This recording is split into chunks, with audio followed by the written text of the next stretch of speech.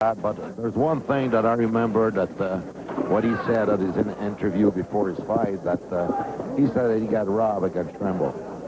I thought it was a great fight. Joe, what was your opinion on that fight, Trimble and Taylor, when he went on the headbutt? Well, the first fight, the headbutt was obviously an accidental headbutt. Everybody in the world that saw it, and I think even Leroy Taylor now agrees, at least marginally, that it was accidental. And I think their next time out, hopefully with, as Trimble says, Taylor says, 2 more good fights under his belt, they'll have a good rematch. Let's move back up to the middleweights now and go to our ring announcer and meet these 2 fighters. Dave Dysart, let's have the introduction of the fighters. Ladies and gentlemen, in the 3rd bout on tonight's card, let me introduce to you first the man in the red corner. He's from Elkhart, Indiana, 22 years old. Stands 5 feet 10 inches tall and weighed in at 164.9 pounds. His American kickboxing record is 10 wins, 6 losses, 1 draw, 6 of those wins by knockout. Please let me welcome John Poe. And in the blue corner, from Oak Park, Michigan, he is 26 years of age, 5 feet 11 inches tall, and weighed in at 159.5 pounds. His record is 13 wins, 3 losses. This man is none other than Tom McIlvane.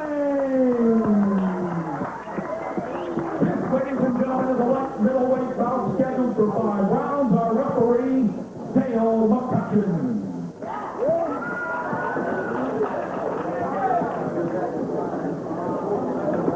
John Poe and Tom McIlvane.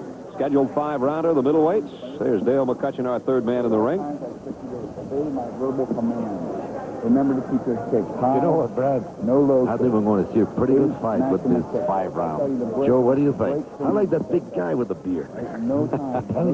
This guy McIlvane right here, we were with him in Europe. He fought on the team over there with Kerry Roop, and he is an extremely competitive fighter. When he first came out in his corner, I looked at his body and I thought of Johnny Terrio just for a second. From a distance, that's almost who he looks like. If he could fight like him, I know he'd be a happy man.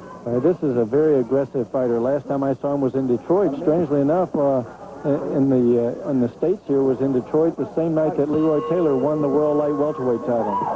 Here we go, round 1, scheduled for 5.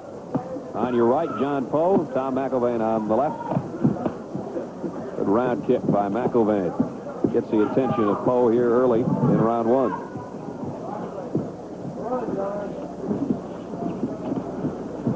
Joe, how tough it is to fight a left-hander? And Poe goes down right in front of us, and that was ruled a slip. Well, in boxing, to answer your question, Boomer, to fight a left-hander, you have to just worry about the different angles that his punches come from. But in karate, it changes 4 weapons, obviously, with the punches and kicks both. And with a guy like this, who's really unorthodox, what he just did then was step through from southpaw to left-hand forward and threw a punch on the way. That's very unpredictable. Well, he actually connected with a pretty good left hook, a couple, in fact. Cornerman yell at him to get his angle. We're talking to John Poe, and so far he's been from just about every angle. He's got a pretty strong, Poe's got a pretty strong kick. There's a spinning back fist, that is, and down goes McIlvane. The mouthpiece went, and he may not make it to his feet.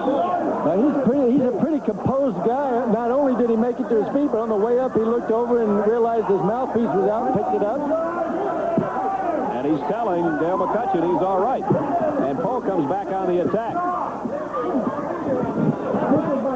Poe with McIlvane backed up in the corner, and Tom fights his way out. Less than 20 seconds to go in the round. McIlvane trying to get his head cleared. He's a very, very competitive fighter. Poe maybe not experienced enough to follow up on what he just did. You don't have to worry about the power coming from Poe's kicks.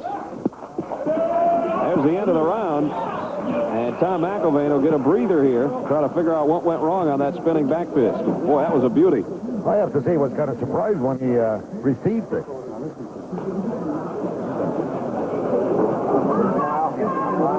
There's a good look at John Poe, the man that threw the punch you're about to see. And it probably even surprised him that it connected so well. Here it comes. Boom.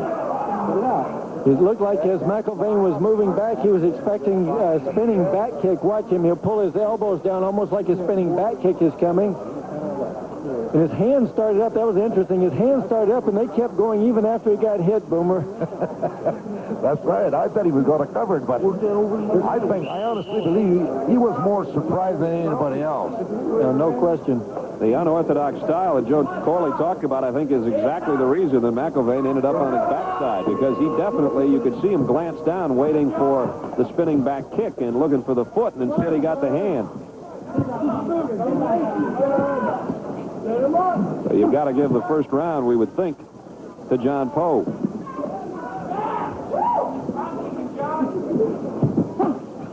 McIlvane with a good round kick. Both fighters have thrown strong kicks tonight. McIlvane, and down go both fighters. Matching left hooks. I've never seen it before. That's the first time I'd see a thing like this in my life. First time I've seen it. The referee is supposed to count both guys. The first one up, of course. McIlvane's not going to make it, Joe. He's face down, and he's hurt. And Poe got to his feet.